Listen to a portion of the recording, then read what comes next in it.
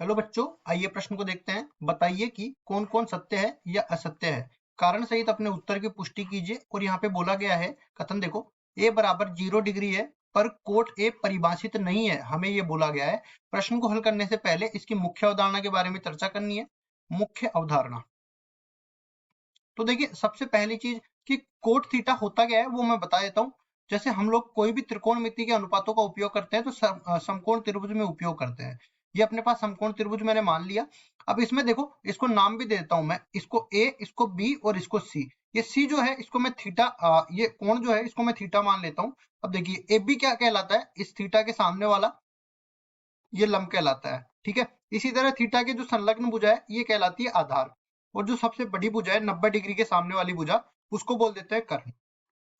ठीक है। अब उसके बाद देखो, यहाँ पे अगर मैं कोट थीटा का मान लिखना चाहूं, कोट थीटा ये किसके बराबर होता है, आधार बटा लंब के बराबर होता है, आधार बटा लंब। ठीक है।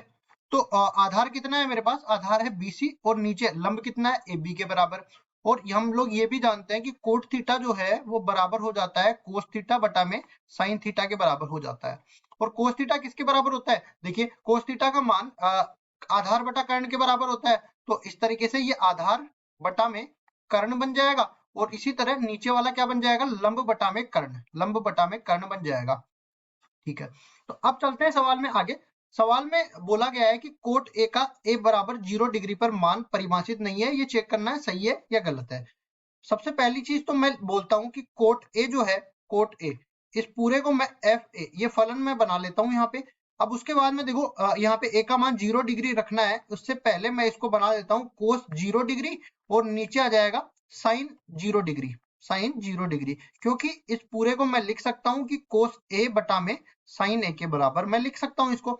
अब देखिए, कोस 0 डिग्री का मान हम लोग जानते हैं, कोस 0 डिग्री 1 के बराबर होता है और साइन 0 डिग्री 0 के बराबर होता है। अब हम लोग जानते हैं कोई भी वास्तविक संख्या में हम लोग नीचे 0 का भाग दे देंगे तो ये पूरा अपरिभाषित के बराबर बन जाएगा। मतलब इसको हम लोग कभी परिभाषित ही नहीं कर सकते हैं।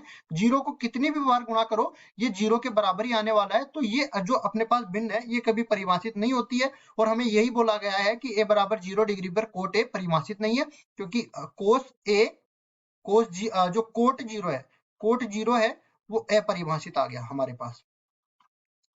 ठीक है। मतलब दिया हुआ कथन जो है अपना बिल्कुल सही था।